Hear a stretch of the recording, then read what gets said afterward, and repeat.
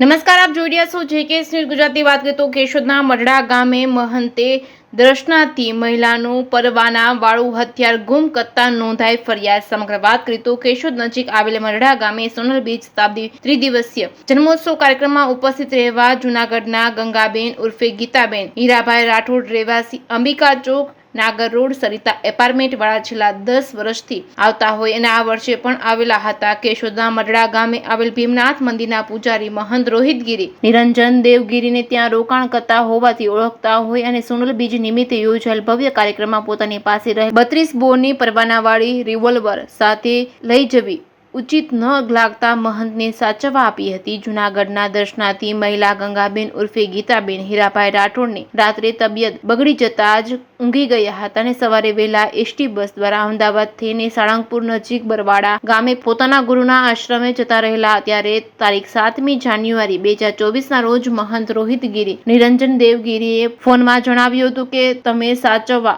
આપેલ હથિયાર ખોવાઈ ગયેલ છે. તાજેતરમાં લોકસભાની સામાન્ય ચૂંટણી જાહેર થતા જ પરવાનાવાળી રિવોલ્વર જમા કરાવવાની હોય અને ફરિયાદી મહિલા ગંગાબેન ઉર્ફે ગીતાબેન હીરાભાઈ રાઠોડ અને મહિલાના ગુરુ કિશોરભાઈ નાનજીભાઈ પટેલ મઢડા ગામે ભીમનાથ મંદિરના મહંત રોહિતગીરી નિરંજન દેવગીરી પાસે આવતા હથિયાર મળેલ નહીં. કેશોદ પોલીસ સ્ટેશનમાં 32 બોરની પરવાનાવાળી રિવોલ્વર કિંમત ₹95,000ની વિશ્વાસઘાત કરી છેતરપિંડી કર્યાની ફરિયાદ ભીમનાથ મંદિરના મહંત રોહિતગીરી વિરુદ્ધ કરી હતી. કેશોદ પોલીસ સ્ટેશનના police head constable Dilipsinh Ramsinh મોરીએ કેશોદ પોલીસ સ્ટેશનમાં આર્મ્સ એક્ટ હેઠળ હથિયાર પરવાના ધરાવતા મહિલા ગંગાબેન ઉર્ફે ગીતાબેન હીરાભાઈ રાઠોડ નિયમો અને કાયદા જાણતા હોવા છતાં અન્યને હથિયાર આપવા બદલ અને ભીમનાથ મંદિરના મહંત રોહિતગીરી પાસે હથિયાર રાખવાનો પરવાનો ધરાવતા ન હોવા છતાં ગેરકાયદેસર રીતે હથિયાર રાખી ગુનો કર્યો, જેથી બંને વિરુદ્ધ ગુનો નોંધી આગળની કાર્યવાહી કેશોદ પોલીસ સ્ટેશનના police sub inspector RN Odedara અને પોલીસ કોન્સ્ટેબલ અમરાભાઈ હામાભાઈ ઝુંઝિયા ચલાવી રહ્યા છે. જેકેએસ ન્યૂઝ ગુજરાતી સાથે રાજુ પંડ્યા, કેશોદ. ગતરોજ કેશોદ પોલીસ સ્ટેશન ખાતે ફરિયાદી ગંગાબેન ઉર્ફે ગીતાબેન હીરાભાઈ રાઠોડ કે તેઓ જૂનાગઢના રહેવાસી છે કે જેઓ પોતાનું પર્સનલ હથિયાર લાયસન્સ ધરાવે છે.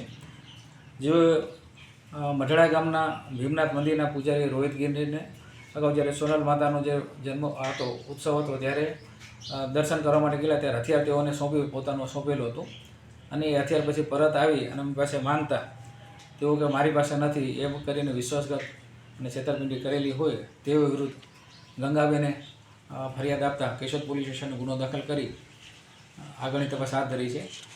તે જ મેટરમાં જે ગીતાબેન ઉર્ફે ગંગાબેન કે જો પોતાનું હથિયાર લાયસન્સ પોતાને ધરાવતા હોય અને તેઓ જાણે છે કે ભાઈ જે હથિયાર છે જે બીજા લાયસન્સ ધારક પાસે કબજે ધરવાનું લાયસન્સ ન હોય તેમને ન સોંપી શકાય, તેમ છતાં પણ તેમને સોંપેલ હોય તેઓના વિરુદ્ધ પણ આર્મ્સ ગુનો દાખલ કરેલો છે.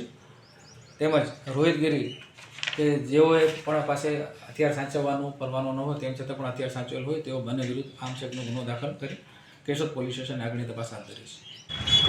ગીતાબેન હીરાભાઈ રાઠોડ, જૂનાગઢ રહું છું અને 2007માં મેં બેટી બચાવ અભિયાન સ્ત્રી ગુણ હત્યાની સ્પોન્સરશીપ હીરોડા કંપની આપેલી હતી અને એ અભિયાન મારે ભારત ટૂર પૂરી કરેલી છે અને સ્વરક્ષક માટે મને હથિયાર પરવાનો આપેલો હતો.